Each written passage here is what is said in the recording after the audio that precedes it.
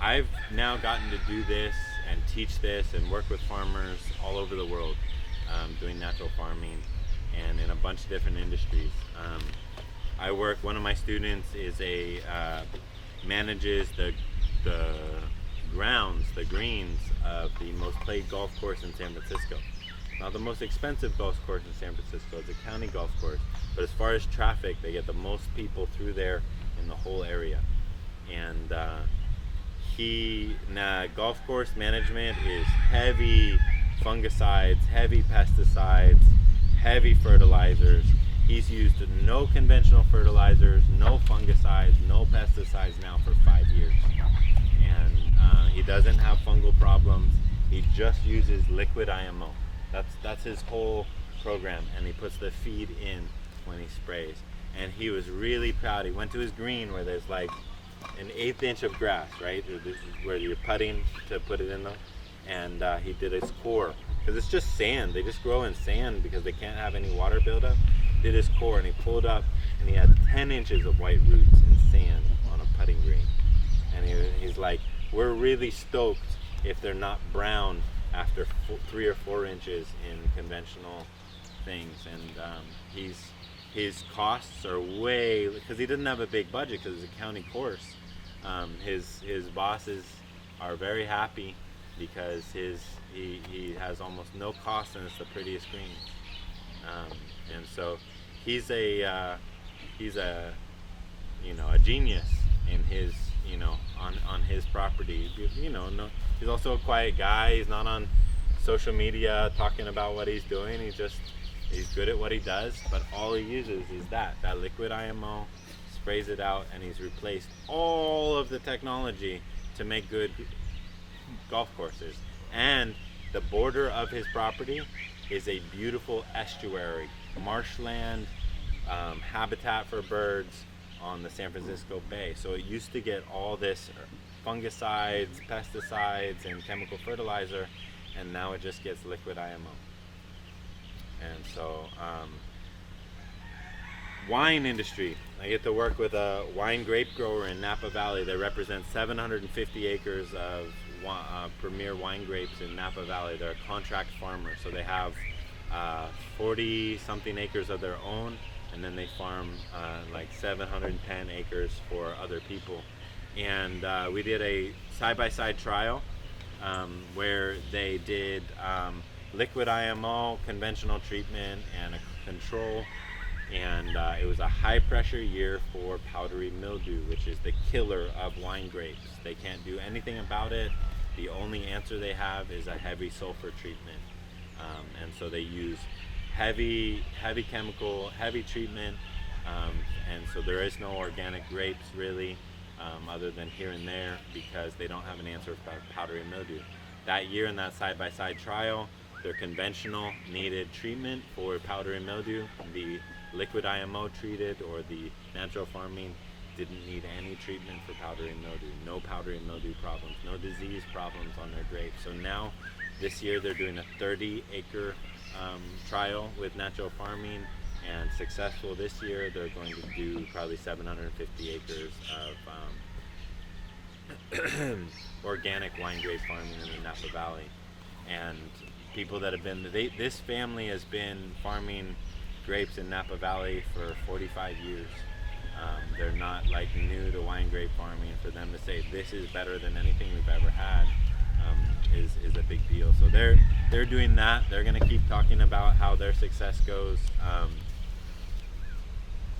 Iowa, 1,000-acre corn, soy, alfalfa, and rye farm, and he's just converted his whole farm over to natural farming. His neighbors are come and look at his stuff, and he's cut a $250,000 fertilizer budget down to a $30,000 fertilizer budget. He's very happy. He's a 34-year-old farmer, third generation on that land, and he uses tractors, all the equipment, all the mechanization, but now all the mechanization is to apply this stuff. And Myanmar, Hill Tribe farmers in northern Myanmar, they grow coffee.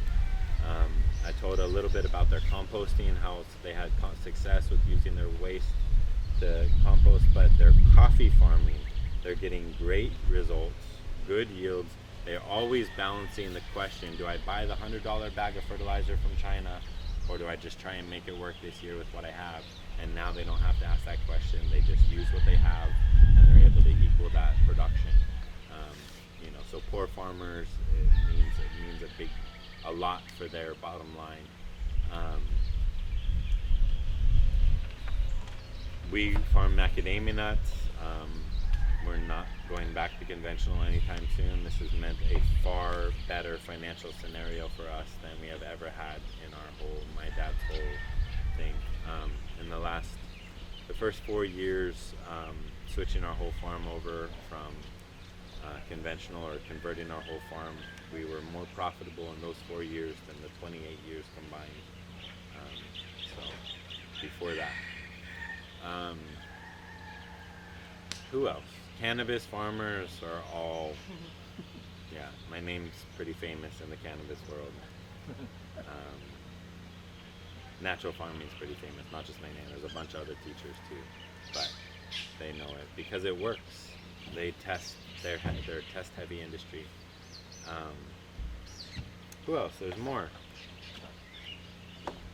Just row crop farmers too. Small holding, production farmers that make a living off their farm.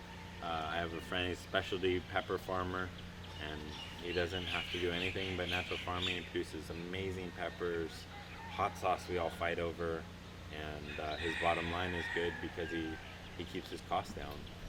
So he's not a big farmer. It's a small acreage, but it's all income when he has good crops.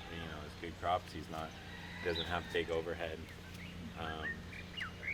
And so we kind of are hoping for a systemic change in agriculture. I have neglected writing a proposal for an African facility. I might go and try and do that this afternoon. African firm that is, they're the biggest and leading kind of poor farmer advocate and empowering women in agriculture advocates in Africa. They want to rewrite the hunger story of Africa, and so our first trial is to train 100 farmers that are going to hui on 2,500 acres. They're going to be mechanized. They have money to provide equipment for the farmers, and we're going to train them. The women will make, all the natural farming inputs, and then the men will farm the land. And so that is their trial run, and the next one is 25,000 acres with 1,000 farmers doing the same thing. So this is hopefully the way that our children talk about agriculture, like, oh, this is what you do in agriculture. But it's gonna, prove it out on your farms. Continue to show, and the nice thing is, and the thing I encourage, you don't have to give it the benefit of the doubt. Be skeptical. Walk into this, say, only gonna do it if it beats what I'm already doing. That's what we did on our farm. We felt that was our best service. If this was gonna work in the US, then our best service was to say, it either makes dollars and cents or we're gonna throw it away. And every time we did a little bit bigger trial, it made dollars and cents, and so we continued. So I would encourage that exact same approach. Give it a try, but you don't have to do it because it's a good idea. Do it because it pays you. Because if it cannot pay the farmer, then it's not sustainable. This isn't a sustainable course. It has to make financial sense, because then we get to keep farming. Then we can invite our family to come farm and make a living farming. Otherwise, they think of us as our money-losing hobby, right? What are you gonna do with the lottery win? I'm gonna go farm it all. I'm gonna go ranch it all away. No, we gotta be